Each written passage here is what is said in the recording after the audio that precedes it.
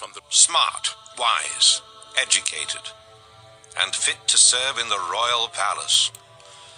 Teach them how to speak and write our language, and give them the same food and wine that I am served. Train them for 3 years, and then they can become court officials. 4 of the young Jews chosen were Daniel. Chief official gave them Babylonian names.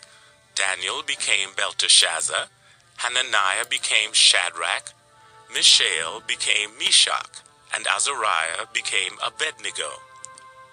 Daniel made up his mind to eat and drink only what God had approved for his people to eat, and he asked the king's chief official for permission not to eat the food and wine served in the royal palace.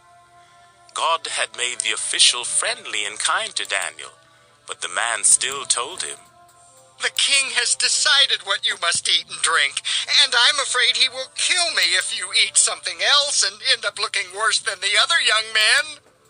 The king's official had put a guard in charge of Daniel and his 3 friends. So Daniel said to the guard, "For the next 10 days, let us make sure that this ruler lives like the animals out in the open fields, unprotected from the dew. Give him the mind of a wild animal for 7 long years. This punishment is given at the command of the holy angels. It will show to all who live that God Most High controls all kingdoms and chooses for their rulers persons of humble birth." Daniel, that was the dream that none of the wise men in my kingdom were able to understand. But I am sure that you will understand what it means, because the holy gods have given you some special powers. For a while, Daniel was terribly confused and worried by what he was thinking. But I said, "Don't be bothered either by the dream or by what it means." Daniel replied, "Your Majesty, I wish the dream had been against your enemies.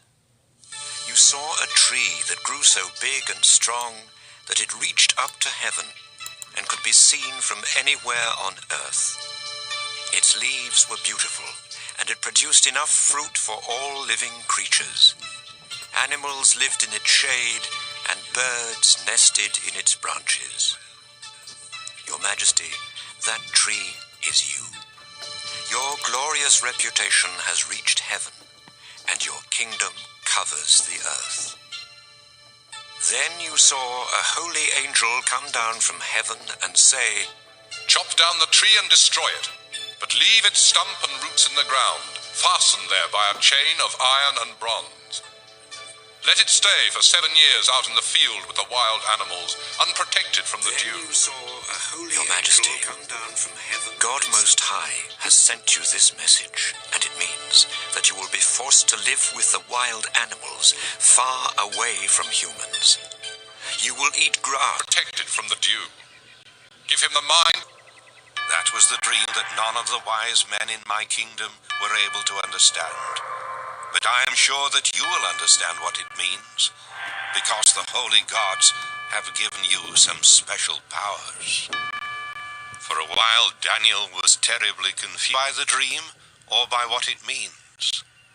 Daniel replied, "Your Majesty, I wish the dream had been against your enemies. You saw a tree that grew so big and strong that it reached up to heaven and could be seen from anywhere on earth. Its leaves were beautiful,